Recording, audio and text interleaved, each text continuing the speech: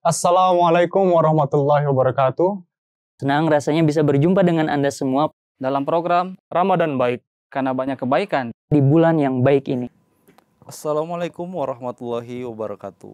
Pemirsa MTA dimanapun Anda berada, bagaimana kabar Anda? Semoga Allah Ta'ala mengaruniakan kesehatan yang sempurna kepada Anda sekalian dalam menunaikan ibadah puasa di dalam bulan Ramadan tahun ini. Senang sekali rasanya saya dapat menjumpai Anda sekalian dalam program Ramadan Baik karena banyak kebaikan di dalam bulan yang baik ini. Saya Ahmad Salam pada episode kali ini akan membahas berkenaan dengan kecurangan bukanlah ciri seorang muslim sejati. Sebelum itu, saya di sini sudah hadir teman-teman. Kita sapa dulu mereka. Assalamualaikum warahmatullahi wabarakatuh. Bagaimana kabarnya? Alhamdulillah. Puasanya masih lancar? Alhamdulillah. Baik, sebelum kita memasuki pembahasan, kita akan mendengarkan lantunan ayat suci Al-Quran yang akan dibawakan oleh saudara kita Farid Ahmad. Kepada beliau dipersilahkan.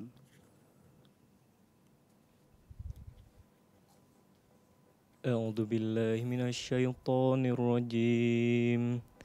Bismillahirrahmanirrahim.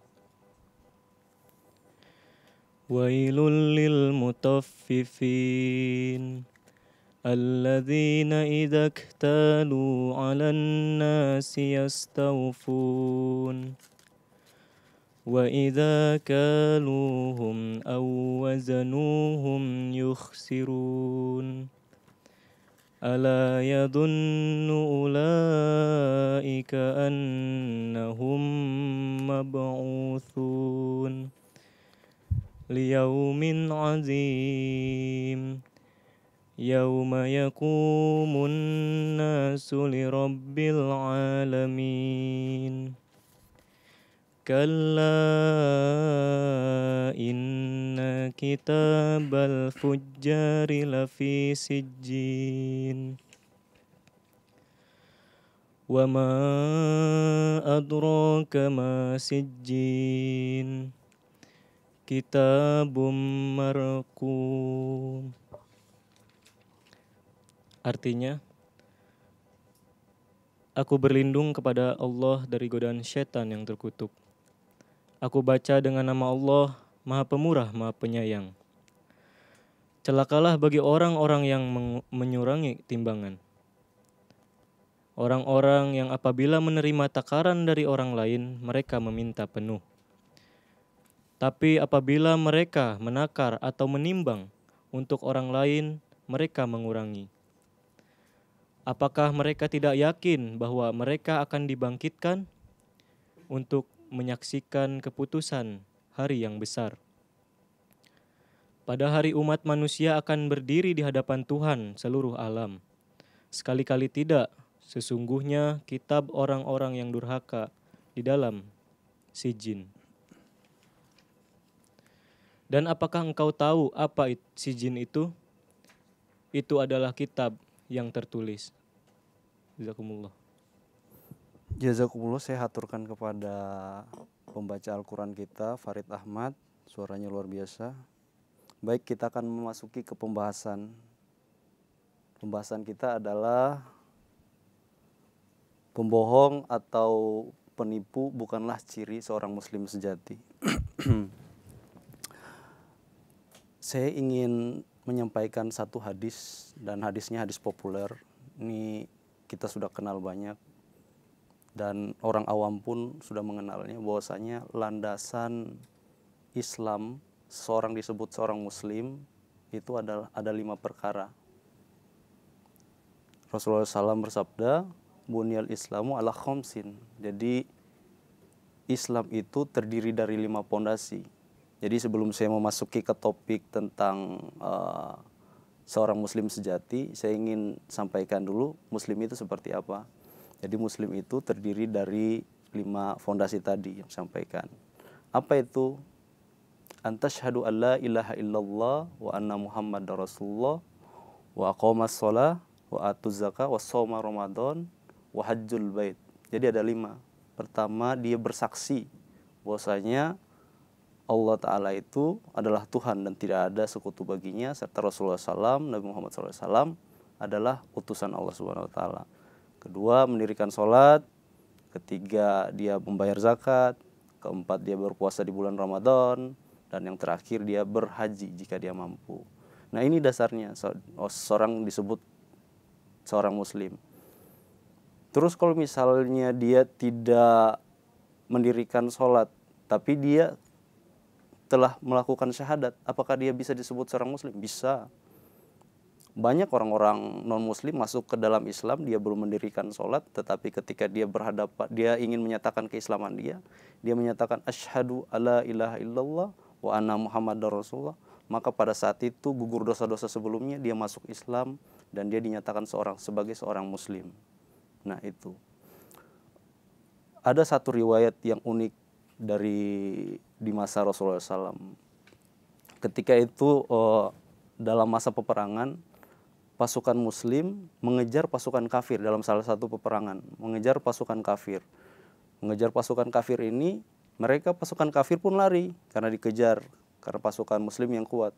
Akhirnya disampai di suatu tempat, didapatlah salah satu orang kafir musyrik tersebut.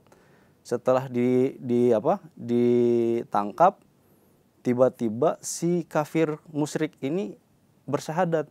Dia menyatakan asyhadu alla ilaha illallah wa asyhadu anna muhammadar rasulullah.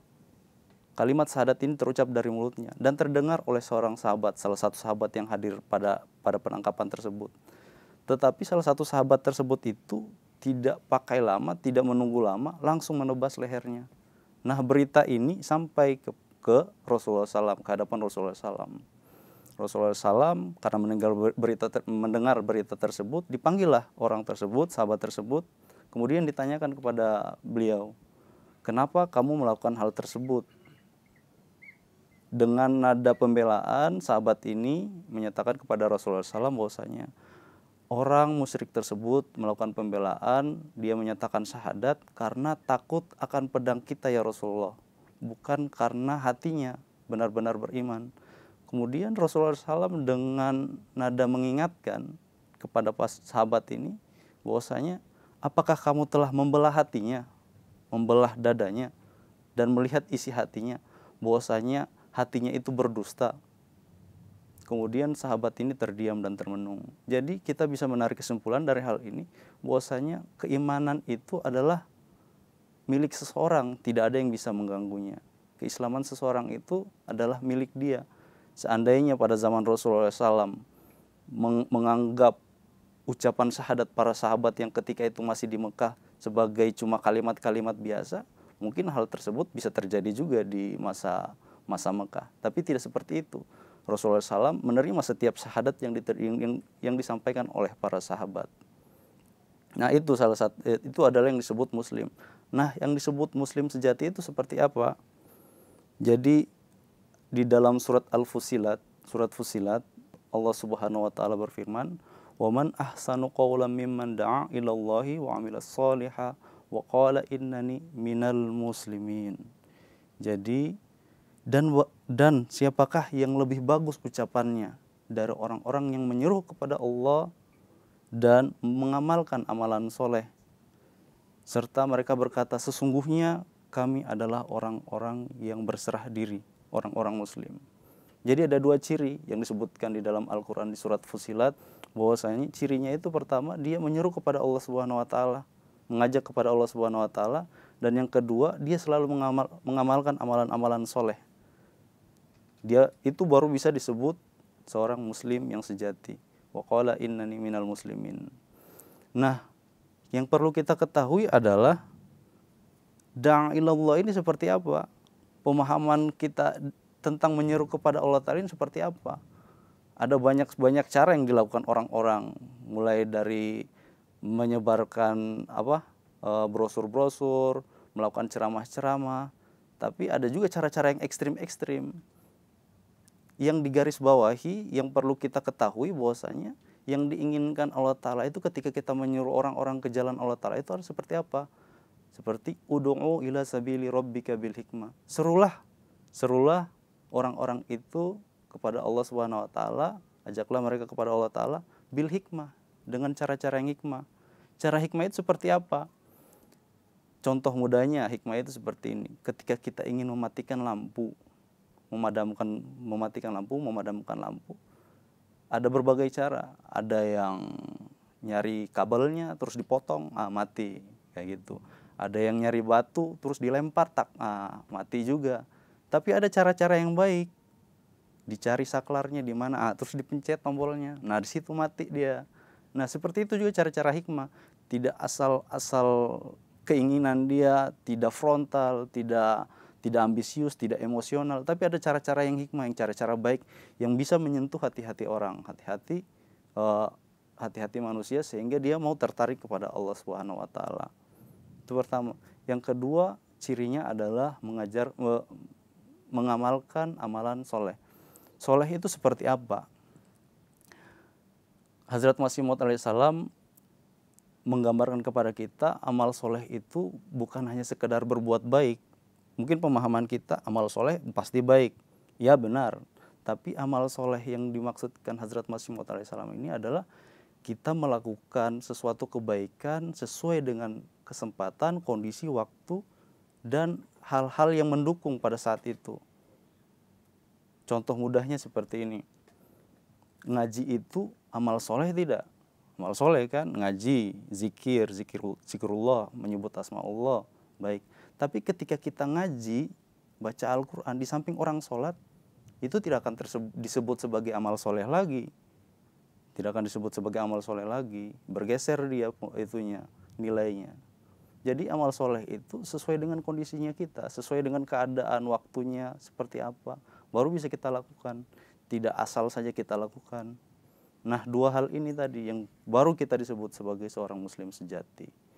Nah, sekarang kita masuk ke ayat yang ditilawatkan oleh qori kita tadi. Wailul lil mutaffifin alladzina idza talu 'alan nasi yastawfun wa idza kaluhum aw wazanuhum yukhshirun. Dan celakalah orang-orang yang mencurangi atau menipu, mengganti-ganti takaran. Siapa itu? Orang-orang yang menginginkan kepada orang-orang itu takarannya ditambah-tambah.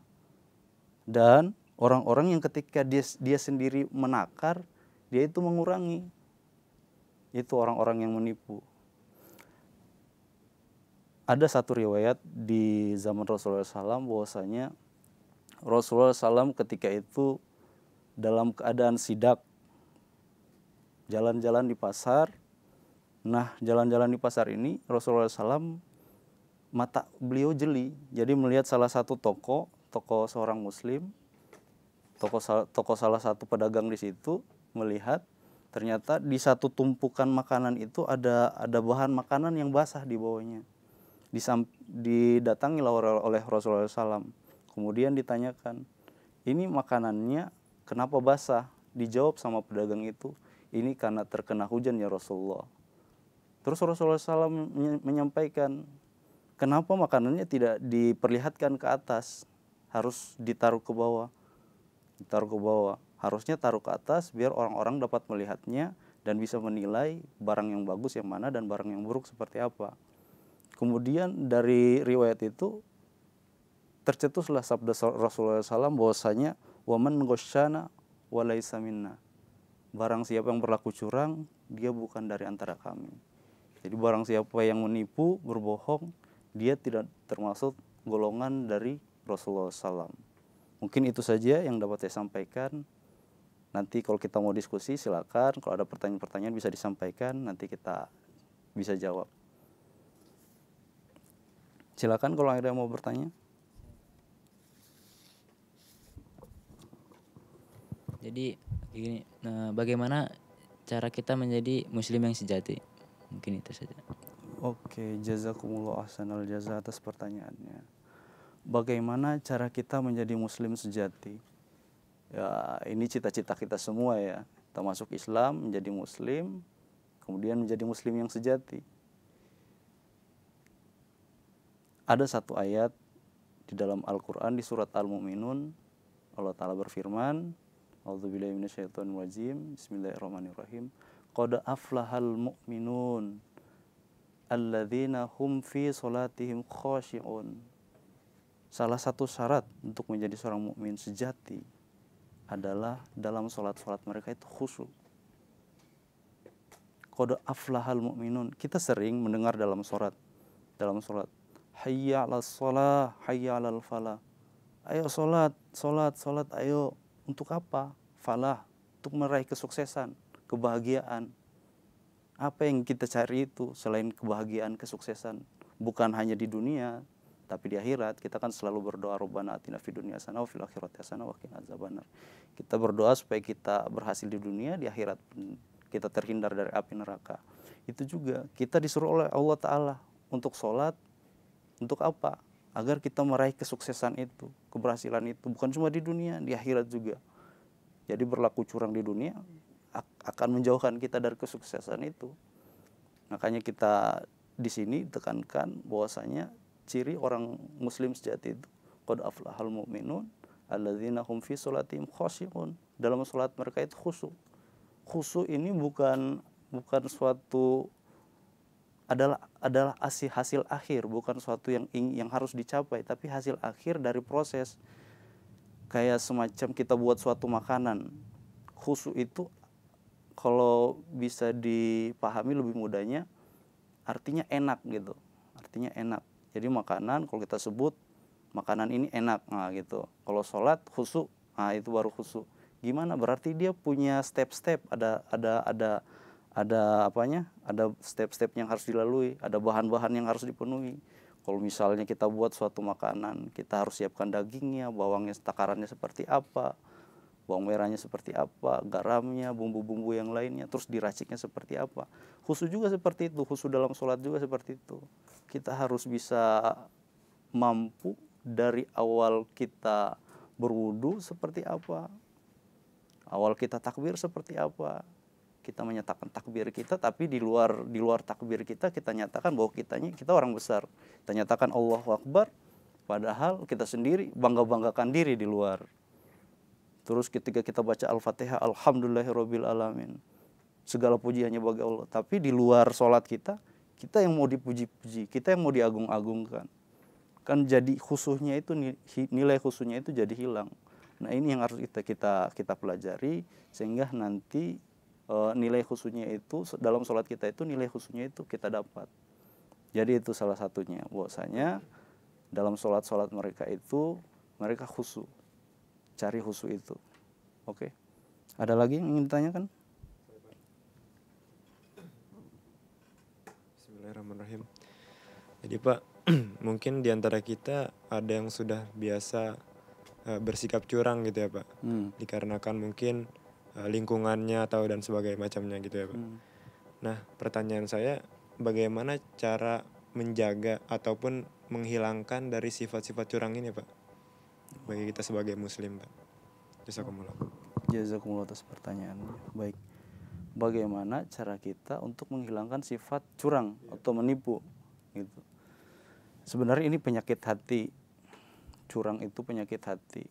Penyakit hatinya ini timbulnya dari mana? Kalau di dalam literatur yang sering dibaca, bahwasanya timbulnya penyakit hati itu dari hubud dunia, jadi cinta kepada dunia. Terlalu serakah, terlalu ingin itu, ingin ini. Kita bisa lihat para koruptor lah. Para koruptor itu sudah korupsi 10 juta masih kurang, tambah lagi 100 juta masih kurang juga, tambah lagi 1 miliar masih kurang juga. Padahal mereka kurang apa? Gaji besar, fasilitas diberikan, semuanya disediakan, kehidupan dipermudah, jabatan tinggi, tapi masih kurang juga. Inilah penyakit hati ini yang harus dihilangkan. Hubud dunia, terlalu cinta terhadap dunia. Dunia terlalu diagung-agungkan, dunia menjadikan mereka itu terlena. Jadi mereka lupa terhadap Allah Ta'ala, mereka terlalu cinta kepada Allah Ta'ala, jadi mereka tenggelam di dalam itu. Nah bagaimana untuk kita menghilangkan hubud dunia ini? Hazrat Masih Maud alaihissalam menyampaikan bahwasanya kita harus inqita atau tabattal, artinya memutus hubungan dengan dunia. Jadi bukan memutus kita menyepi jauh-jauh dari masyarakat, dari lingkungan masyarakat. Tidak seperti itu yang dipahami beberapa segelintir orang, bahwasanya untuk menjauhi dunia kita gak boleh pakai HP, gak boleh pakai motor, gak boleh pakai hal-hal yang itu. Padahal bukan seperti itu. Fasilitas yang disediakan itu tetap kita gunakan, tapi bukan merupakan hal yang menjadikan kita itu tergantung pada hal itu. Kita harus menggantungkan diri kita kepada Allah Ta'ala, bahwasanya kesusahan kita, kemudahan kita itu karena Allah Ta'ala. Jadi kita tidak begitu mencintai dunia, tetapi kita memanfaatkan hal-hal yang ada di dunia itu untuk kebutuhan kita beribadah kepada Allah Subhanahu wa Ta'ala. Jadi kita diberi kendaraan, mungkin kendaraan kita ada 5 motor misalnya di rumah, kita cuma butuhnya 1, bisa 4-nya dikasih ke jemaat gitu, dipakai untuk pamubalik, dipakai untuk tablik, tarbiyat, bisa, ada banyak. Jadi jalan-jalan yang seperti ini yang kita harus pakai, sehingga kecintaan kita kepada dunia itu hilang, lenyap, dan yang ada itu kecintaan kita kepada Allah Subhanahu wa Ta'ala. Dan yang ditekankan oleh Hazrat Khalifatul Masih As-Sani juga, bahwasanya hidup kita itu harus hidup sederhana, tahrik jadid. Sederhana itu sejajar dengan orang bijaksana, tidak seperti orang dia mampu tapi dia tidak memilih jalan untuk berfoya-foya, bermewah-mewahan.